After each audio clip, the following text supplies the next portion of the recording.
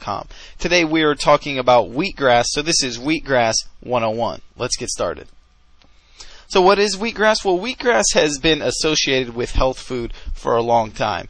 Most people, when they think of health food, wheatgrass is actually one of the first things that come to mind. And chlorophyll is one of the main components of wheatgrass. And chlorophyll is actually the basis of all plant life, okay?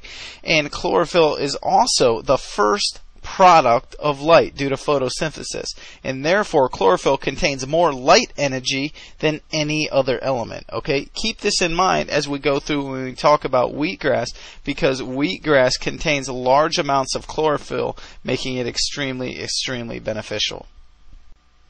Well, what is wheatgrass? Well, its Latin name is Triticum aestivium, and it's actually a young grass from the wheat family that is juiced or ground into powder to be taken as a nutritional supplement. And you see actually somebody juicing some wheatgrass here. Now, what wheatgrass is very rich in, well, it's vast, but the main things it's rich in are chlorophyll, okay, which is extremely alkalizing and good for the blood. Amino acids, okay, it has a very wide spectrum of amino acids. Vitamins and minerals, of course, okay, it absorbs a ton of vitamins and minerals from the ground, and natural plant enzymes and plant sterols. So some of the benefits that are going to come along with that is that wheatgrass nutritionally supports alkalization of your body, which is very powerful. Over time, our bodies become acidic, and when they become more alkalized, all of our body's natural functions function better. It's antibacterial. It's extremely detoxifying.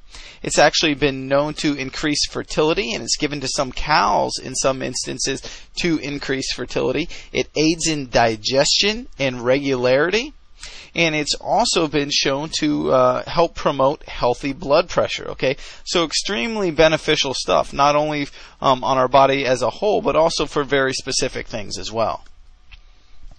Now, there's a couple different forms of wheatgrass you can get out there.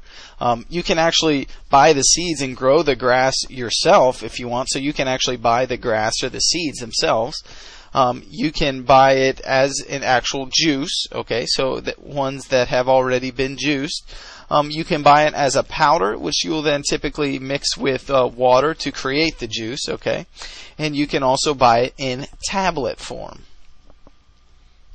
So some things to consider. First off, as with everything that we say, is make sure it's grown organically, guys, especially with these grasses, okay? If it's not grown organically, odds are it's sprayed down with all kinds of pesticides and herbicides and hormones, all kinds of different stuff.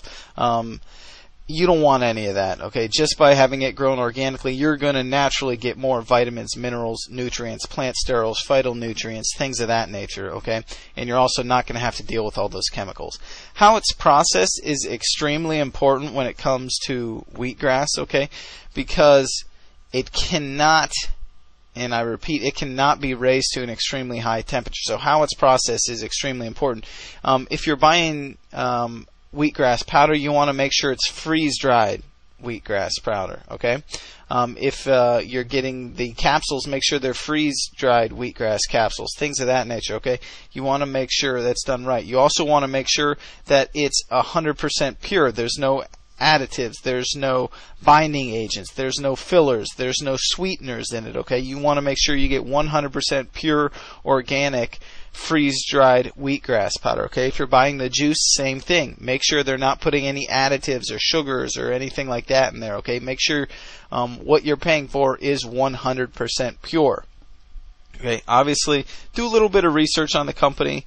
Go to some of the bigger sites and type in their name, and, do your due diligence on it, okay? Odds are if it comes from a quality company that's got a good reputation, it's probably a pretty good product. And then cost should probably be the last thing you do consider, because if you're buying a superior product, it's going to make up for any cost factor out there. So we always say factor cost in as the last thing in your decision making.